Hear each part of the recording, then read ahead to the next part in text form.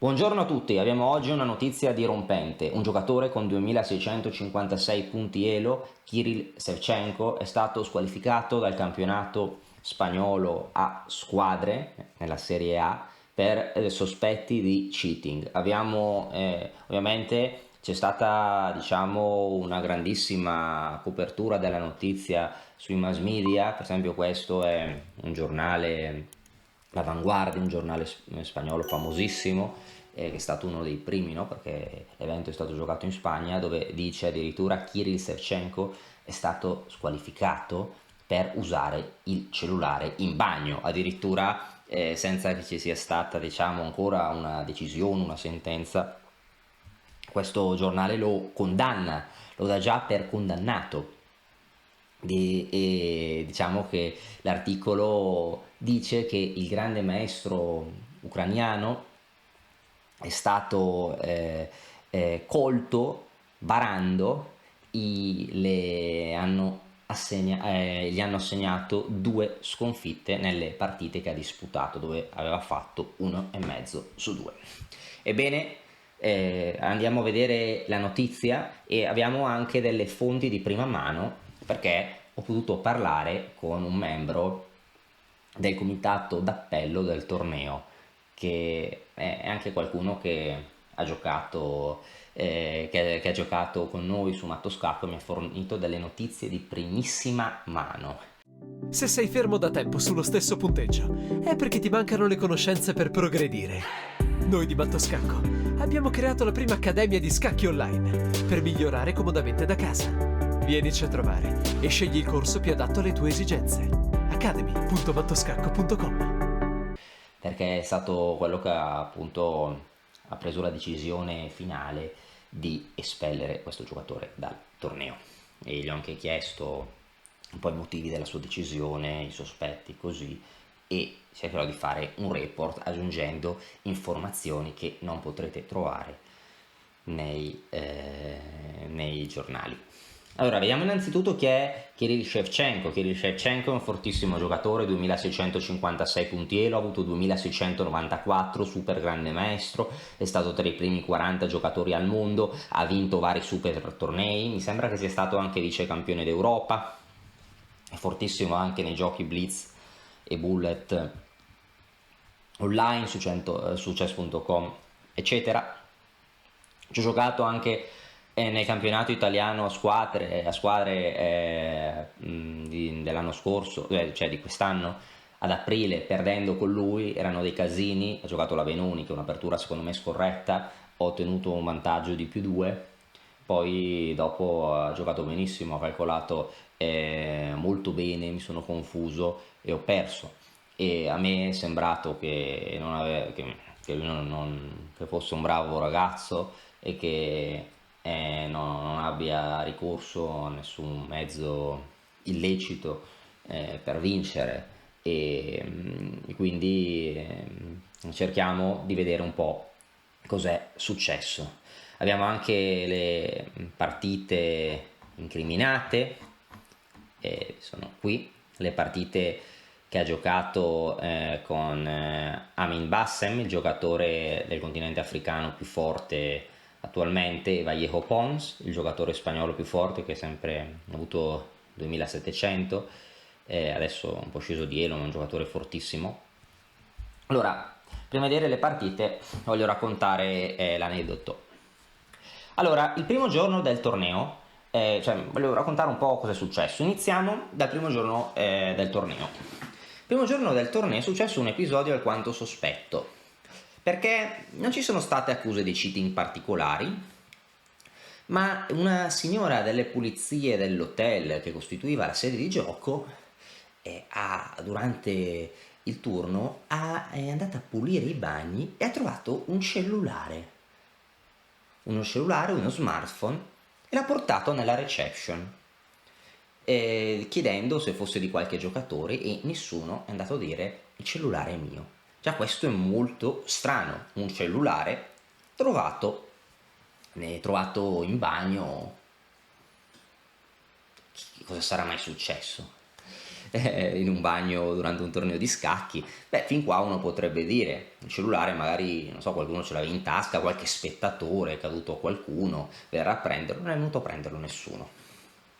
Ebbene, iniziano a circolare dei sospetti su questo ragazzo, Shevchenko, dice Amin Bassem, e il suo capitano Carlos Ibarra, dicono che erano un po' preoccupati perché andava spesso in bagno Shevchenko, cosa che da sola non vuol dire nulla, e diciamo che Amin Bassem pensava che Shevchenko non barasse, perché se uno inizia a pensare che l'avversario bara, contro un computer si perde sempre, e quindi inizia anche a giocare male, e quindi collassa e perde.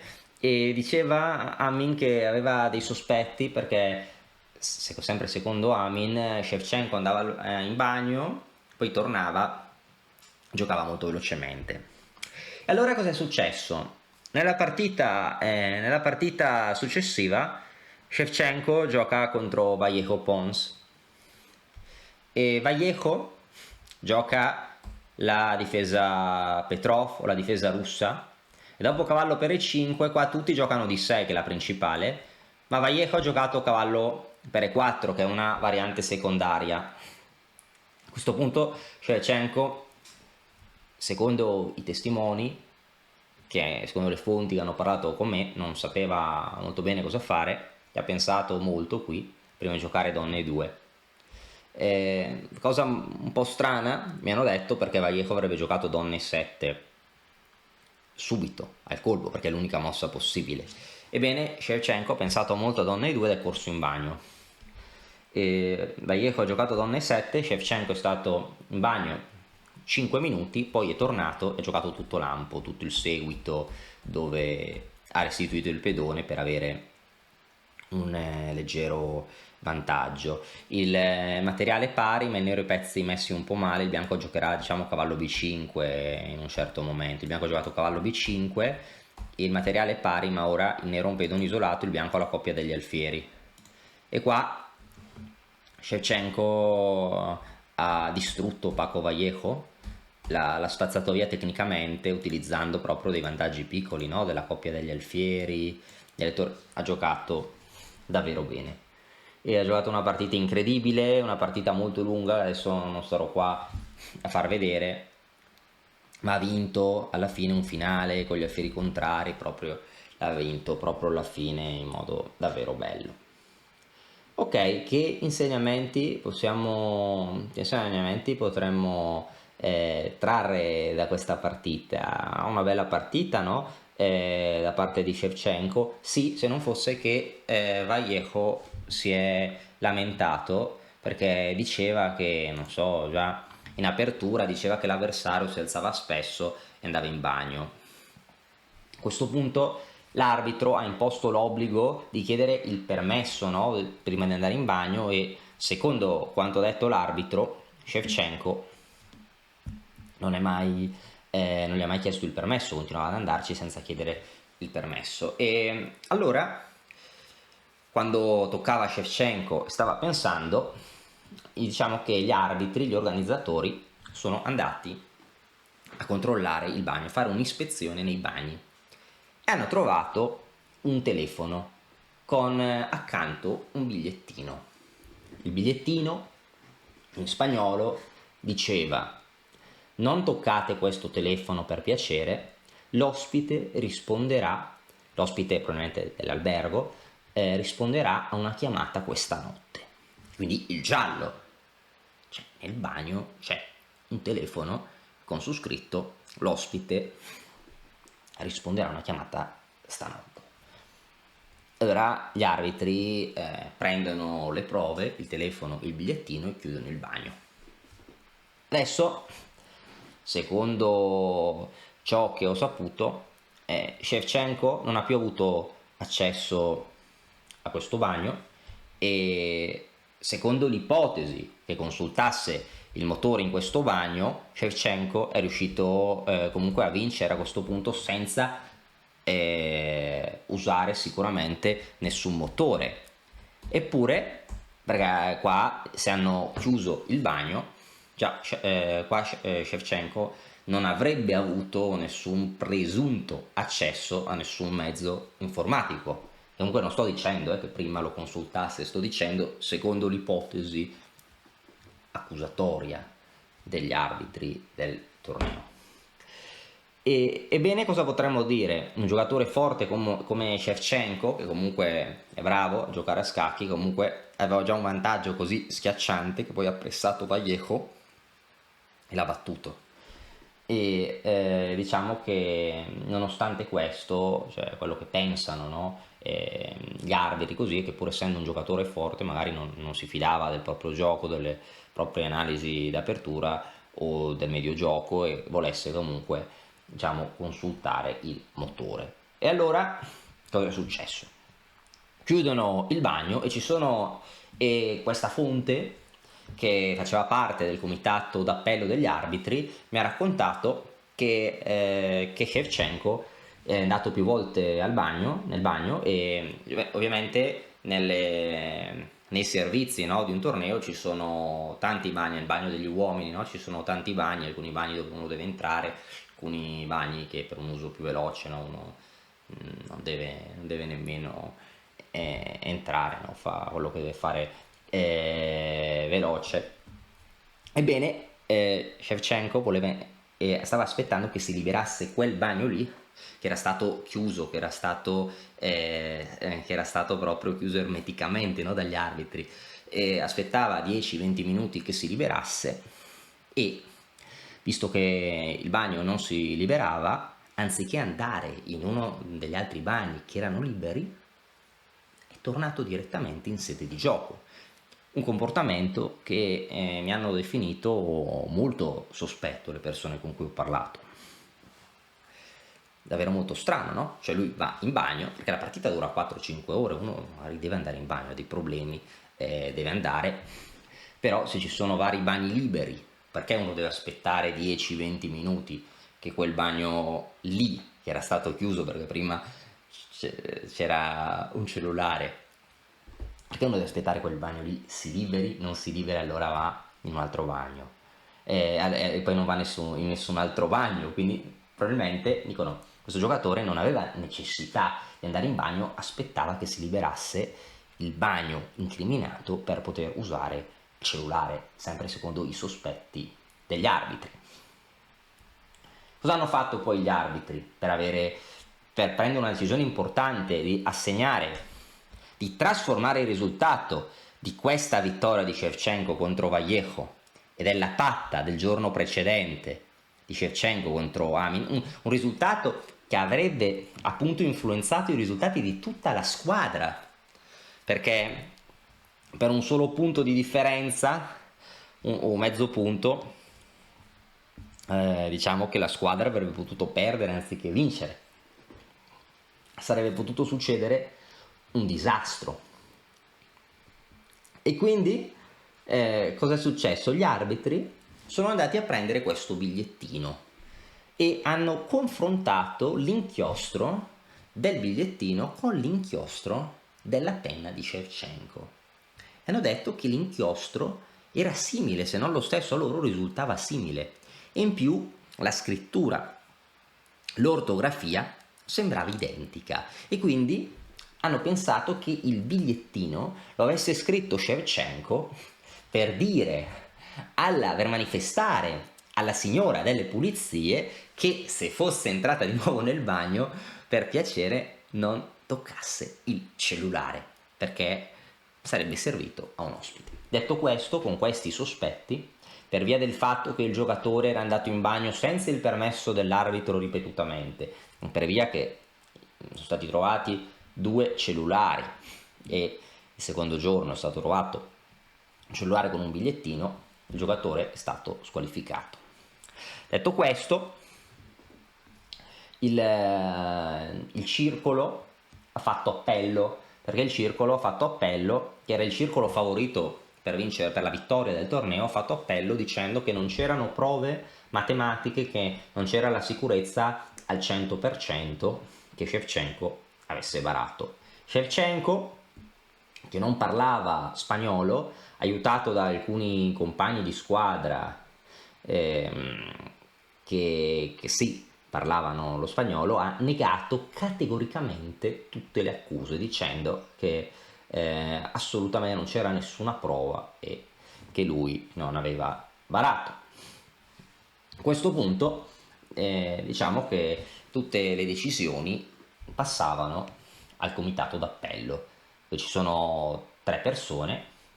E qual era la persona che era arbitro, che sapeva anche, che sa anche giocare a scacchi molto bene? È il maestro internazionale Enrique Tejedor, nostro amico che ha giocato qui con noi su Matto Scacco.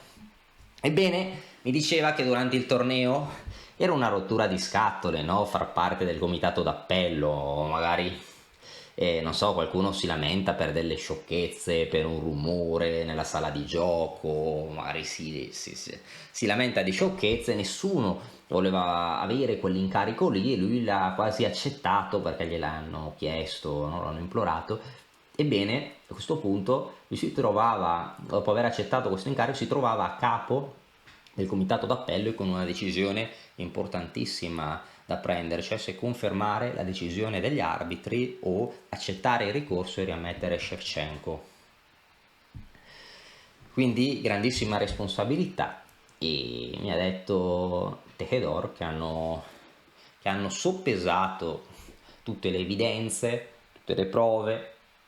Gli ho chiesto se la scrittura, se l'ortografia fosse stata, diciamo, esaminata da un perito che confermasse, no, che la calligrafia fosse la stessa, e Tejedor mi ha detto, la fonte mi ha detto che in un procedimento disciplinario lì bisognerà chiamare il perito, così, però per una decisione arbitrale che deve essere presa d'urgenza perché il giorno dopo c'è subito un altro round, anzi non il giorno dopo, nel pomeriggio c'è subito un altro turno, non c'è tempo di chiamare un perito e così bisogna prendere una decisione al volo per salvaguardare il torneo, e soppesando gli indizi il comitato d'appello ha deciso di ritenere che ci fossero gravi indizi contro Shevchenko e ha deciso quindi di squalificarlo dal torneo,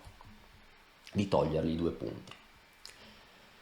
Diciamo che a questo punto verrà inviato un report alla Federazione di Scacchi Spagnola, alla Federazione Internazionale, c'è il comunicato, alla FIDE, c'è il comunicato della Federazione Spagnola che dice che aspetterà che rispettano, che supportano le decisioni prese dagli arbitri, che pensano che ci sarà un procedimento della FIDE che terminerà con una sentenza della commissione etica, però dirà che indipendentemente diciamo da tutto questo, la Federazione Spagnola adotterà tutti i mezzi disciplinari necessari per diciamo giudicare questa situazione, ovvero che anche la Federazione Spagnola di Scacchi aprirà un procedimento disciplinario contro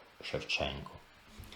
Ebbene, cosa dobbiamo pensare? Noi, da reporter, in questo caso siamo nei panni di reporter, non pensiamo nulla e ho detto che ho giocato contro Shevchenko e mi è sembrato un bravo ragazzo, simpatico, e ho parlato con lui 2 cose sulla partita. È vero che ha calcolato benissimo a un certo punto, però diciamo che noi non abbiamo espresso nessuna opinione, speriamo che si faccia luce sulla verità, speriamo che Shevchenko possa dire la sua versione ed eventualmente giustificarsi o dimostrare la sua innocenza. Speriamo che in caso di colpevolezza comunque si faccia chiarezza e si dimostri questa situazione, e vi terremo aggiornati se ci saranno degli sviluppi.